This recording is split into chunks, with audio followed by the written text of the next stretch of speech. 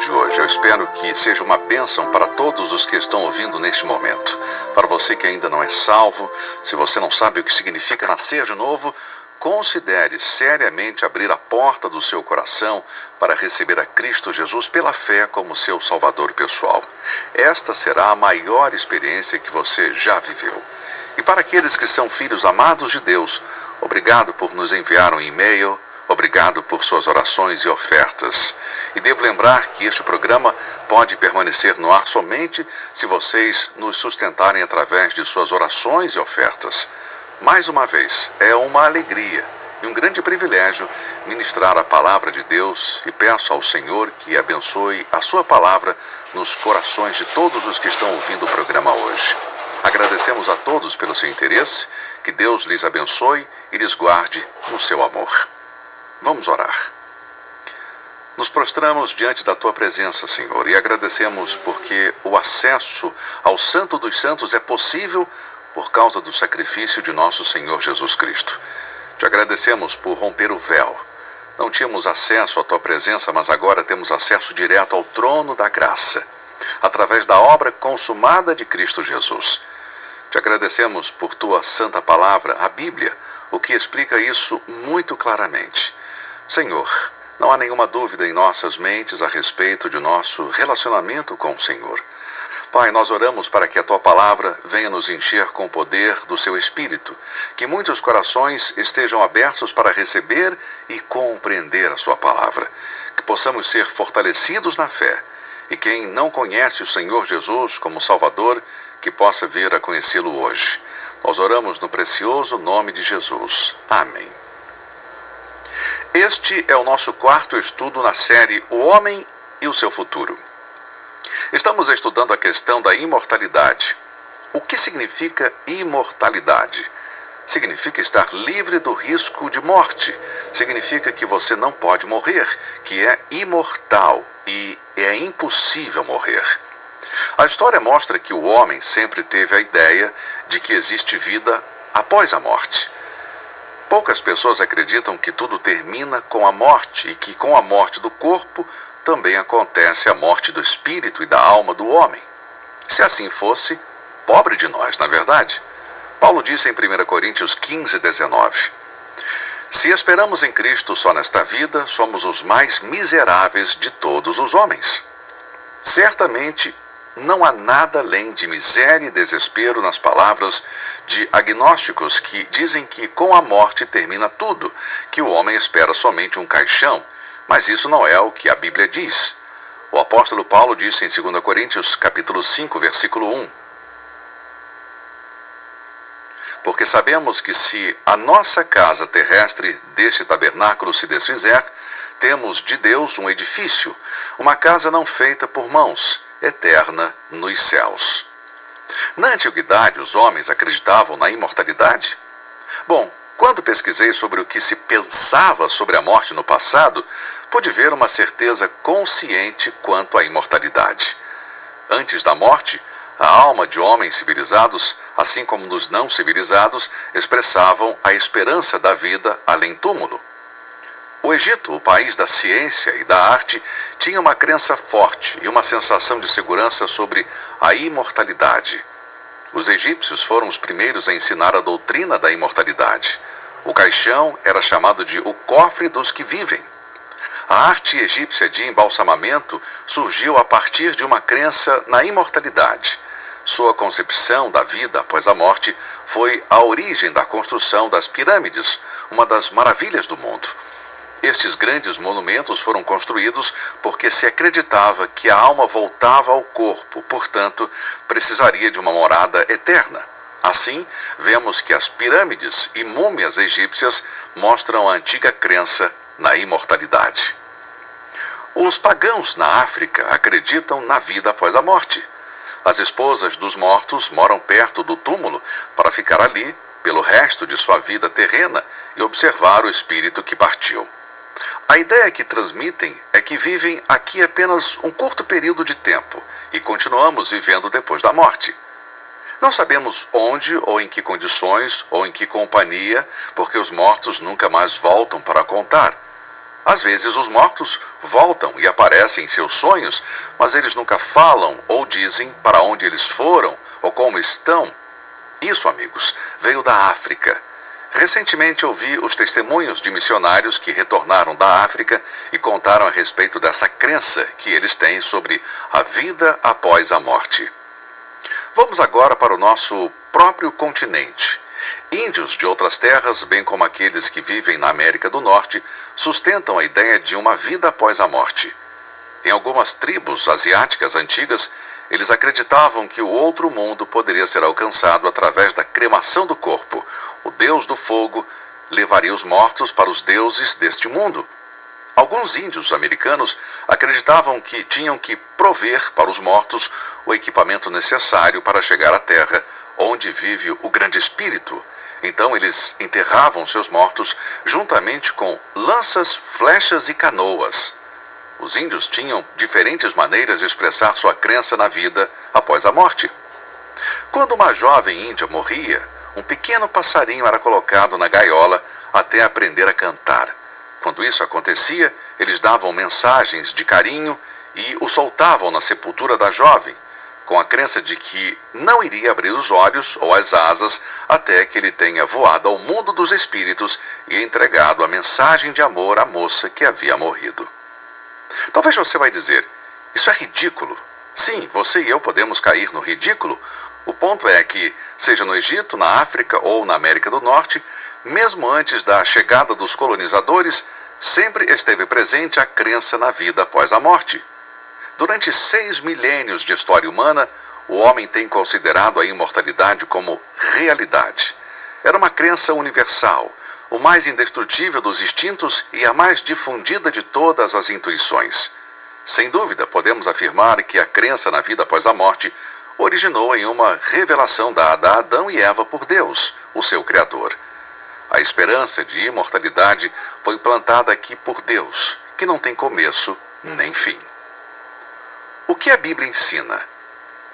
Ao estudarmos sobre a imortalidade nas Sagradas Escrituras, é importante ter em mente alguns fatos importantes que são básicos e necessários para uma compreensão clara deste assunto. Em nenhum lugar na Bíblia, repito, nenhum lugar na Bíblia, encontramos a expressão imortalidade da alma. Mas, amigo, por que você não encontra a palavra na Bíblia? Isso não invalida a grande verdade que está contida em suas páginas.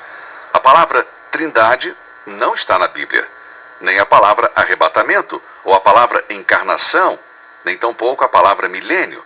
Mas todos esses termos implicam grandes verdades bíblicas e muitas vezes doutrinas básicas essenciais da nossa fé cristã. E o fato de você não encontrar as palavras imortalidade da alma na Bíblia não significa que você deve deixar de lado esta importante questão. A imortalidade da alma é real, mas não está presente na linguagem bíblica. A palavra de Deus indica a existência eterna de cada alma. Mesmo se você não é salvo, devo lembrá-lo que sua alma vai viver através dos séculos por toda a eternidade.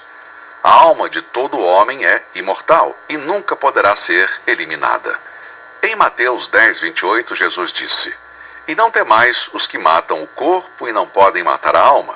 Temei antes aquele que pode fazer perecer no inferno a alma e o corpo.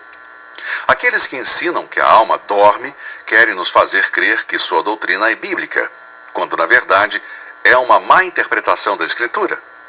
O homem pode matar o corpo, mas nada mais. Não pode matar a alma. Somente Deus pode condenar o corpo e a alma. E em nenhum lugar a Bíblia ensina sobre o sono da alma. O que eu quero dizer com isto é que a alma nunca cai em um estado de sono ou de inconsciência. Isso de acordo com os ensinamentos bíblicos. Isto é muito óbvio e claro em algumas passagens bíblicas. Por exemplo, podemos citar o que diz o capítulo 4 de 1 Tessalonicenses, versículos 13 a 15, onde lemos: Não quero, porém, irmãos, que sejais ignorantes acerca dos que já dormem, para que não vos entristeçais como os demais, que não têm esperança.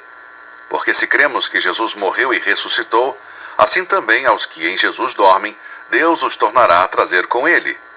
Dizemo-vos, pois, isto pela palavra do Senhor, que nós, os que ficarmos vivos para a vinda do Senhor, não precederemos os que dormem. Nesses versículos encontramos o verbo dormir.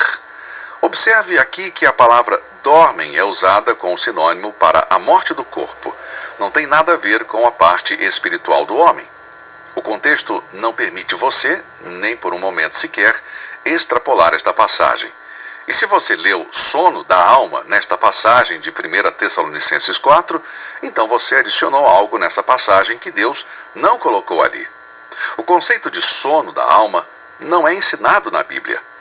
A palavra dormir é muitas vezes usada como sinônimo da morte do corpo. Por exemplo, em João 11, versículos 10 e 11, lemos: Mas, se andar de noite, tropeça, porque nele não há luz. Assim falou. E depois disse-lhes: Lázaro, o nosso amigo, dorme, mas vou despertá-lo do sono. O pano de fundo dessa história é simplesmente este. Lázaro, irmão de Maria e Marta, havia morrido, e eles pediram ao Senhor Jesus para que viesse. Quando Jesus chegou, disse: Lázaro, o nosso amigo, dorme, mas vou despertá-lo do sono. Os discípulos não entenderam o que o Senhor quis dizer, então eles disseram no versículo 12: Senhor, se dorme, estará salvo. Isto é, Senhor, se ele está dormindo, isto é, se ele está tirando uma soneca, está salvo. Então ele está bem. Mas no versículo 13 diz: Mas Jesus dizia isto da sua morte, eles, porém, cuidavam que falava do repouso do sono. Então não pode haver nenhuma dúvida na mente de qualquer pessoa que lê esses versículos em João 11 sobre as palavras dormir e morte, que são usadas como sinônimos. Paulo usou a mesma palavra em 1 Coríntios 11, versículo 27. Portanto, qualquer que comer este pão ou beber o cálice do Senhor indignamente será culpado do corpo e do sangue do Senhor. E então ele diz no verso 30: Por causa disto, há entre vós muitos fracos e doentes, e muitos que dormem. Aqui Paulo refere-se à morte do corpo. Digo mais uma vez, amigos, a Bíblia não ensina que a alma dorme. A parte espiritual do homem nunca cai em um estado de sono ou de inconsciência. Vamos ler Ezequiel 18, versículo 4. A alma que pecar, essa morrerá. Nem aqui, nem em qualquer outro lugar da Bíblia, refere-se à morte da alma como um estado de não existência ou de inconsciência.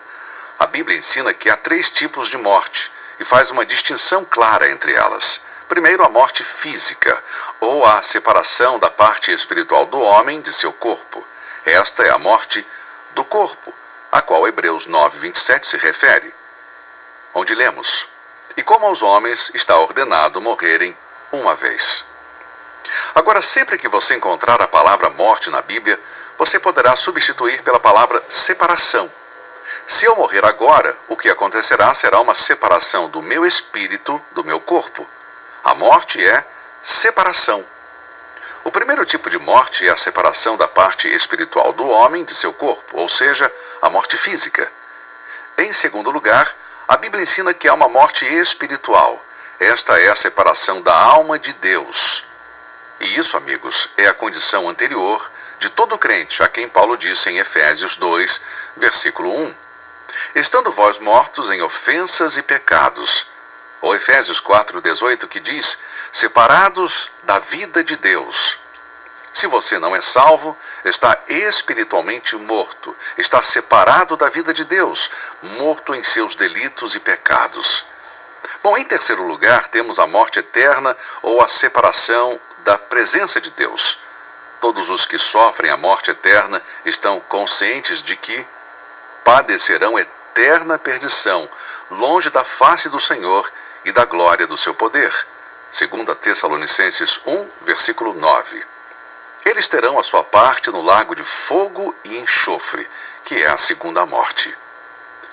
No Evangelho de Lucas, capítulo 16, versículo 19, temos uma história interessante sobre um homem rico que morreu. O que aconteceu com o homem rico quando ele morreu? Bem, no inferno, ergueu os olhos, estando em tormentos, e viu ao longe Abraão e Lázaro no seu seio, e clamando disse: Pai Abraão, tem misericórdia de mim. Ora, aqui está um homem no inferno, e ele está consciente. Ele levantou os olhos em tormento e clamou por misericórdia. Claro, Era tarde demais para receber misericórdia no inferno, mas o ponto nessa história é que o homem morreu, o seu corpo morreu. A parte espiritual do homem foi para o inferno e sofreu tortura excruciante. Ele estava consciente e disse no versículo 4: manda Lázaro que molhe na água a ponta do seu dedo e me refresque a língua, porque estou atormentado nesta chama. Parece que a alma deste homem estava dormindo? Não, com certeza não. A Bíblia não ensina que a alma dorme quando o corpo está morto. A Bíblia deixa claro, queridos amigos, que a parte espiritual do homem foi criada para uma existência consciente e eterna. As palavras imortais e imortalidade na Bíblia sempre se referem ao homem e se aplicam ao corpo. O corpo de nossos primeiros pais, como Deus os criou, eram corpos imortais, criados para uma existência sem fim. Se Adão e Eva não tivessem pecado, eles não teriam morrido. O corpo original de nossos primeiros pais foram criados por Deus para viver para sempre. Deus disse a Adão e Eva em Gênesis 2,17: mas da árvore do conhecimento do bem e do mal, dela não comerás, porque no dia em que dela comeres, certamente morrerás. Creio que aqui ele estava falando sobre a morte física, a morte do corpo. O pecado também causa a morte espiritual do homem, ou a separação do homem de Deus. Isso é muito claro. Podemos ver que o pecado é um separador, e há duas coisas que não podem coexistir: o pecado e a vida. Lembre-se que em Ezequiel 18,4 diz: a alma que pecar, essa morrerá. Romanos 6,23 diz: o salário do pecado é a morte. Tiago 1,15 diz: e o pecado, sendo consumado, gera a morte. Nós nunca poderemos divorciar a morte do pecado. Em outras palavras, está designado ao homem morrer uma só vez porque o pecado é parte da natureza humana. E Deus disse aos nossos primeiros pais: porque no dia em que dela comeres, certamente morrerás. Apesar da advertência do Senhor, Adão e Eva desobedeceram, e imediatamente a morte começou ao seu trabalho no corpo. O imortal se tornou mortal. Deus os havia criado para uma existência física eterna, mas eles desobedeceram a Deus, e ele cumpriu sua promessa, e a morte veio para Adão e Eva. Paulo diz em Romanos 5,12: portanto, como por um homem entrou o pecado no mundo, e pelo pecado a morte, assim também a morte passou a todos os homens, por isso que todos pecaram. O escritor de Hebreus, capítulo 9, versículo 27, diz: e como aos homens está ordenado morrerem uma vez, vindo depois disso o juízo. Também lemos em 1 Coríntios 15, 22, assim como todos morrem em Adão. A mortalidade é a maldição sobre a nossa raça, como resultado do pecado, e é o fato mais triste da história do mundo. O corpo humano não possui imortalidade por natureza, ele é mortal, está sujeito à morte. Ele era imortal, mas a imortalidade acabou. A mortalidade se fez presente quando o homem desobedeceu a Deus. Portanto, o homem foi criado por Deus para uma existência consciente eterna. E mesmo que a parte espiritual do homem se separa do corpo no momento da morte, a parte espiritual nunca cai em estado de sono ou de inconsciência.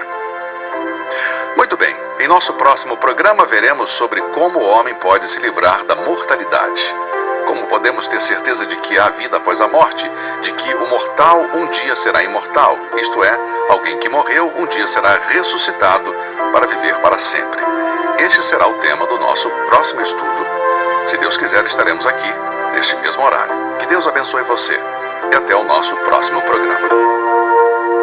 Você ouviu Hora do Estudo Bíblico com o professor e doutor Lehmann Strauss, na apresentação de Aurélio Campos. Se você deseja ouvir novamente esta mensagem, visite a nossa página na internet www.bbnradio.org. Fica o convite para você nos acompanhar amanhã, neste mesmo horário, aqui na BBN.